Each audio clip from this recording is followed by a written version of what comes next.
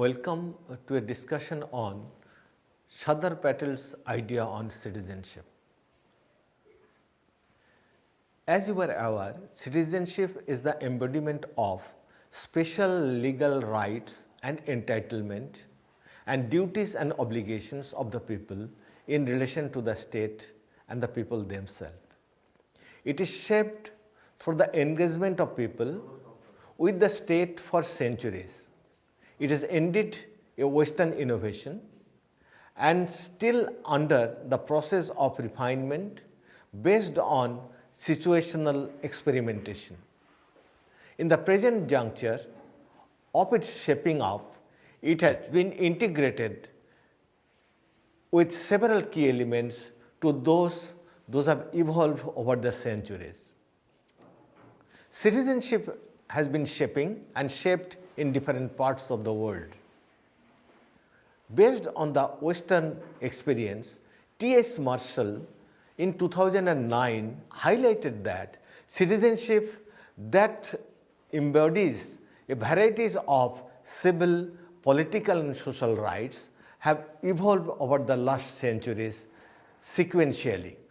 What is important is that what we find today as an embodiment of social, political and economic rights, those have not remained constant on the one hand, and simultaneously those have not been uniform across the world. So it has evolved.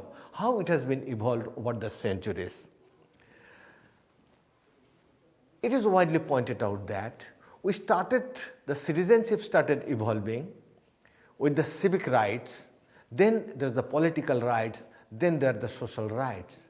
The civic rights which deal with the individual freedom, that is liberty of person, freedom of speech, thought and faith, right to have property, right to conclude valid contract, right to have justice, etc. It took birth in the 18th century. You understand why we are talking about the 18th century? It is the end of 18th century we find the proliferation, the American War of independence, the French Revolution that gave the slogan of equality, fraternity and justice, and also of the citizenship idea. That is what widely Rousseau told, men are born free but they are chained. So men are born free, it is the citizen, they are born free, they are chained by the state. So that to unchain, to liberate the human being, there is the birth of revolution that gave the birth of the whole citizenship right. So what we are talking about, the 18th century has given birth to the civil rights. Now as the society progressed, there emerged the whole notion of political rights, which delineates the right to participate in the exercise of political power. That everybody, those who are born, they can be the part of exercise of the power, that is the exercise of the state power. There came the demand for the adult franchise, that is the casting of vote, and those came in full expression in the 19th century. So first 100 years we found the birth of civil rights, next 100 years we have seen the birth of political rights.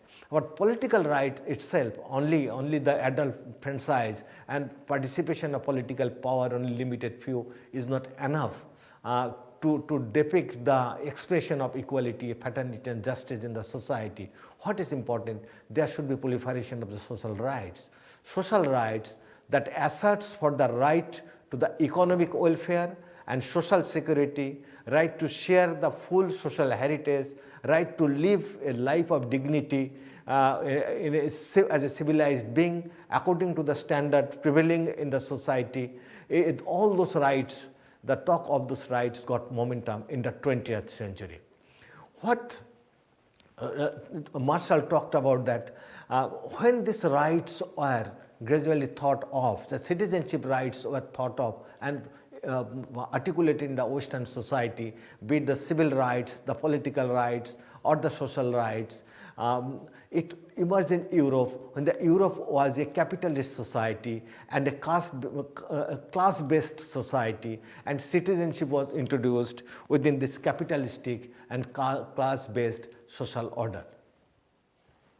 In India, we understand that citizenship owes its origin within the British rule, but the social condition of Indian society, these ideas, beliefs, values, custom has shaped the citizenship of this country in a different way. It is many a time because the citizenship should have grown along, it has grown in the Western society. The British came to India in 1757. So that culture of British citizenship should have come to India, but those have not come. Why it has not come? Rather, British introduced varieties of the mechanism to identify Indian communities in terms of the caste, religion, creed, language, and different kind of division, because it is the division and the rule, divide and the rule, become one of the most meaningful way to prolong the British rule in Indian society. And Patel writes very effectively. For 200 years, attempts have been made by the foreign rulers to keep them means that to keep the Indian in groups apart from with their customs and their and other things, in order that the foreign rule may be smooth in Indian soil. The rulers did not want that there should be any change. Thus, it is that we still have the curse of untouchability, the curse of tribe, the curse of vested interest, and many other such curses with which we are living today. We are endeavoring to give them, all Indians, a fundamental rights. That should be our endeavor to remove this curse. So this is the talk given by Sardar Patel when he was a member of the Constituent Assembly, and he was formulating the whole ideal of civic rights, the fundamental rights for the Indian citizen. India, I mean, we have to accept that India was and is a caste-based society, is predominantly feudal society when the idea of citizenship was introduced by the British in Indian society. And the citizenship as an ideal of democracy, we have to accept that it is based on equality, while caste is based on a hierarchy and a non-egalitarian social order. Though the British introduced the citizenship, as Andre Bette, widely one of the famous sociologists, he writes, though the British were the first to introduce the idea of citizenship in India, the idea of equal citizenship between themselves and their natives were conspicuously missing. During the colonial periods, Indians were the subjects and not the citizen. Mind it, during the colonial period, Indians were the subjects and not the citizens. And it was only after the Indians that the right of equal membership with equality of status and opportunity was unequivocally introduced in India through Indian Constitution. So what was that secular citizenship, that equal right, right to justice, right to equality, right against exploitation, those were introduced through Indian Constitution. So the taste of citizenship started coming only after independence and the introduction of Constitution of India. While the fundamental rights are being articulated, it was first talked about the foundation of the fundamental rights for Indian citizen was laid in the Karachi session of the Congress when Sardar Patel having presided over the Congress session. He was instrumental in passing in 1931 the documents of fundamental rights for the Indian citizen. It was underlined as early as 1931. When he became member of the Constituent Assembly, and also simultaneously he was spearheading the group of the civil liberties, of civic liberties for Indian and the people's right in 1947, he also gave a lot of emphasis on the fundamental rights of Indian citizens. So Patel's idea of citizenship was founded on secularism, equality, justice, and representation and protection of the socially vulnerable. How these are integrated and implemented in our Constitution in the section of fundamental rights, that is section 3, part 3 of our constitution, and also widely in the directive principles of the state policy, part 4 of our constitution. Let us have a look towards that. When India we are to accept that, that is these fundamental rights, this evolved to include the rights like protection of minorities and also other groups and tribes. He was aiming at equality in the society and always a key concern for him, because when India was formulating a kind of a constitution in 1947, India is already divided, and by the time the constitution is to be framed and right of the people are to be ensured. So in his Patel's mind was always how the vulnerable section of the society, the religious minorities, the tribes, the scheduled caste, and the economically weaker section, how their interest can be protected. So Patel was of the firm opinion about the country as a union in India. It is to be a secular state having complete safeguards of the rights of the minorities, and therefore no question of separate electorate. Quite important that he was talking about the rights of the minorities are to be protected, but not as separate electorate. He resolved, and he very strongly he told those who want that kind of things, that a separate electorate, should have a place in Pakistan, not in India.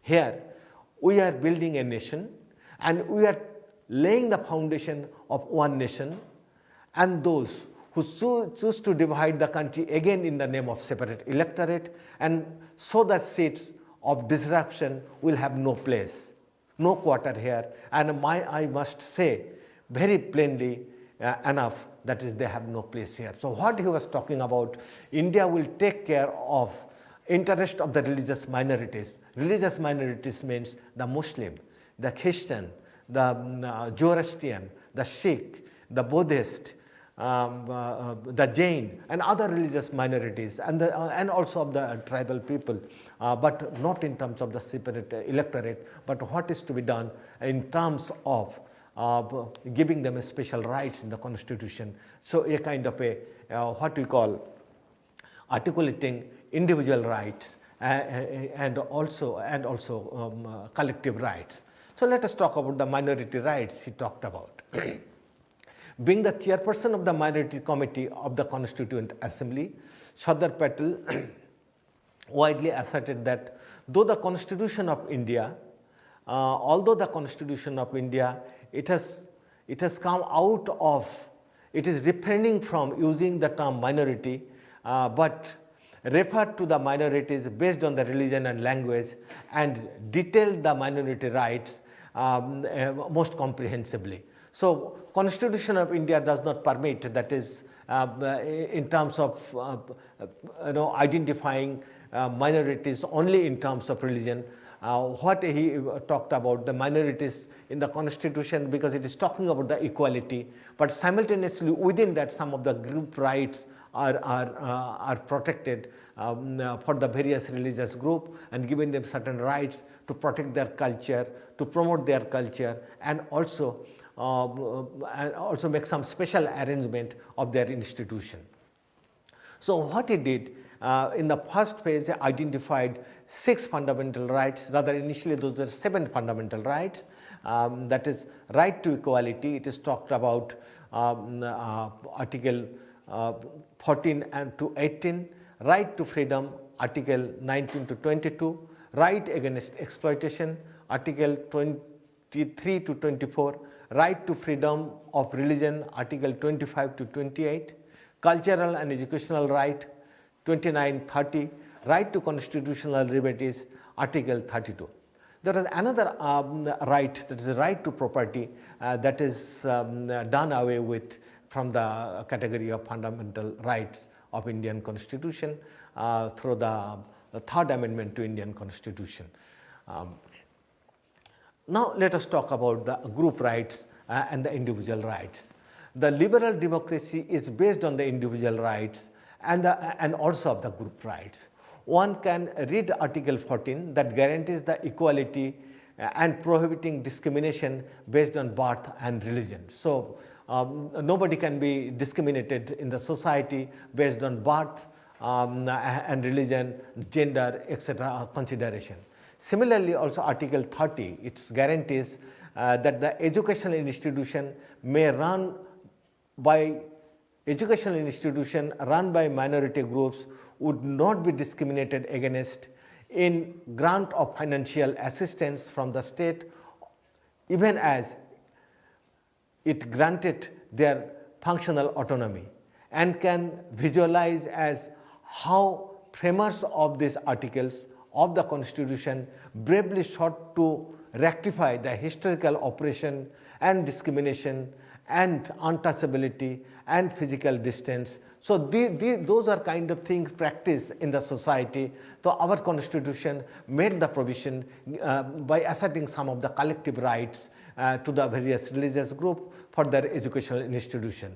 Thus, what we find that Indian Constitution recognized and guarantees right to every citizen, both as individual group, those they get the fundamental rights, and also at time as a member of the religious group, linguistic group, cultural group, ethnic groups as a citizen. So it's the kind of a making a balance between individual rights and also kind of a collective rights, what we call the group rights. Now, what Sardar Patel widely underlined, that is, as we told, he was for a society founded on secularism and egalitarianism. That is, everybody should get a sense of equality in the society. The Constitution guaranteed the right of equality before law and equal protection of law to everybody. It also prohibits the discrimination against citizens on the ground of religion, race, caste, sex, or place of birth.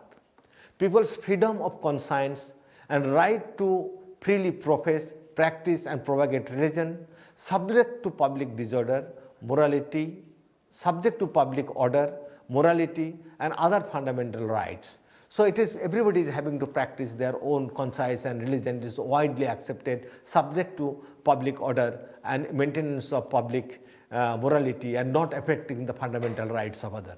The constitutional provision also have a separate domain of minority rights, which include right of any section of citizen to conserve and maintain their own language, script, and culture. So what we find, a kind of a fine balance between the individual rights and the collective rights in terms of religion, religious practices, and also the cultural practices. Specifically, when you talk about the religious rights, right of every religious denomination or any section thereof, subject to public order, morality, and health, to establish, maintain institution for religious and charitable purposes, manage its own affairs in matters of religion, and own and acquire movable, immovable property and administer it in accordance with the law. So Article 26 has widely given that kind of a rights of various religious and cultural group to maintain their own kind of cultural specificity. It is meant for all kind of religious group. It is for the Hindus, for the Muslim, for the Christian, for every religious group. It is widely protected. The people's freedom for the attendance of religious instruction or religious worship in the educational institution, wholly maintained and recognized or aided by the state. So what is talked about, the people's freedom to the attendance of religious instruction or religious worship in educational institution, wholly maintained and recognized and aided by the state. It is widely maintained. It is a fundamental right widely maintained in Article 28 of Indian Constitution. Now, besides that, the directives principles of the state policy, that is part 4 of our Constitution, that is not legally implementable, but it gives wide directives to the society, what way the rules are the forms and the laws are to be formed. So they given the directives. The Constitution obligated to the state to the endeavor of eliminate inequalities in the status, facilitate and facilities and opportunities among the individual and the group of people residing in different areas, engaged in different vocations. So it talks about state will take proactive action to eliminate those kind of discrimination, and will give the equal opportunity for all those people. That is, it is obliged the state to endeavor to eliminate the inequalities in the status. If there is any inequality, those are to be eliminated in the status, in the facilities, and in the opportunities among the individuals and the groups residing in different areas and engaged in different vocation. So in terms of space, in terms of geographical location, those are to be eliminated. Also simultaneously, it's empowered the state under Article 46 to promote with special care the educational, economic interest of the weaker section of the people, besides the scheduled caste and the scheduled tribes. Specifically for the scheduled caste and scheduled tribes, Article 17 is mentioned. So Article 46 widely talked about the economically and educationally weaker section. Special provisions are to be made. We have seen that later on the Mondal Commission report has come and is implemented. So it is founded on those kind of the directives of the directive principles of the state policy. Now let us come to the related to the equality, that a restriction on denial of admission to any citizen, to any educational institution maintained or aided by the state or group only of religion, race, caste, language, or any of them. So nobody can be denied admission to any citizen to any educational institution maintained by the state on the basis of their religion, caste, language, and any other thing. A right to all religious and religious minorities to establish and administer their educational institution. This is again a special rights given in the Constitution in Article 30. Freedom of the minority managed educational institution from discrimination in matters of receiving aids from the state. Also, it talks about the provision of special officer for the linguistic minorities and their duties. What is important that Sardar Patel was not in favor of a separate electorate in the name of religion, in the name of cultural group. But what he strengthened so effectively, given special right as enshrined in the Constitution, the religious right, the cultural rights, to empower them culturally and also economically, similarly to get a sense of equality within the social order. So he widely talked about, and widely what he has talked about in terms of giving protection to the weaker section, the minorities and other, it is widely reflected in the constitutional provision in several clauses, Article 29, Article 30, Article 31, and also Article 350, as I already pointed out. Now again, I go back to the right to equality. As Article 14 to 18 of the Constitution of India fall under the right to equality. Article 14 states that the state shall not deny any person equality before law or equal protection of law. This is for everybody. It also talks about Article 15, the state shall not discriminate against any citizen on the ground of race, religion, caste, sex, place of birth. So these are the proactive clauses, those are made in the Indian Constitution. One is that there will be no discrimination on the basis of language, caste, creed, religion, etc. like this. Simultaneously, it is also giving the religious minorities and linguistic minorities varieties of the enabling provision to smoothen, to flourish their cultural endeavor in the society. Now, he was strongly in favor of abolishing the untouchability. There shall be equality of opportunity in respect to the public employment for all citizens, and they may not be deprived of equal opportunities on the ground only on the basis of religion, race, sex, descent, or place of birth. However, they also made that it's okay, nobody can be discriminated, but simultaneously he made the provision for protective discrimination. However, the state can make the special provision for the reservation of post for the members of any backward classes of citizens not adequately represented in services or for the scheduled caste and for the scheduled tribes. The state may make provision for the reservation in promotion for the members of the scheduled caste and scheduled tribes. It talks in Article 16. And similarly, untouchability has been prohibited and made a punishable offence by law in Indian Constitution. So what we find, it is not only it has given a protection of the minorities, it has also given lot of protection of socially, economically disadvantaged section of the society, scheduled castes, scheduled tribes, other backward classes and the others. So what he has tried, Sardar Vallabhbhai Patel, to ensure the civil rights, he has made varieties of enabling provision in Indian Constitution, and those enabling provision, however, should not remain only in the law book. Those should be implemented in letter and spirit. That's why there is lot of civil society organization across the country. They're spreading the legal awareness among the people to be aware of the constitutional provision, about the civic, about the constitutional awareness. Also, there has been proliferation of the citizen charter, that is how the citizenship gradually can evolve in the country. So there should be, there has also been a process of not only legal awareness, legal literacy, starting from the early days of Indians, early days of one schooling.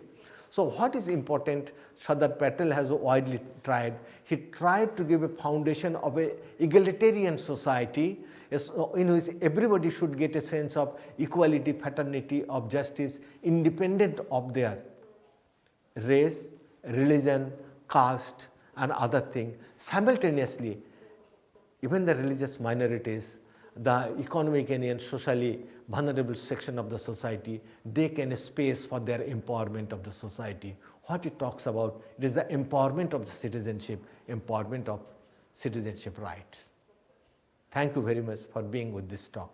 Thank you.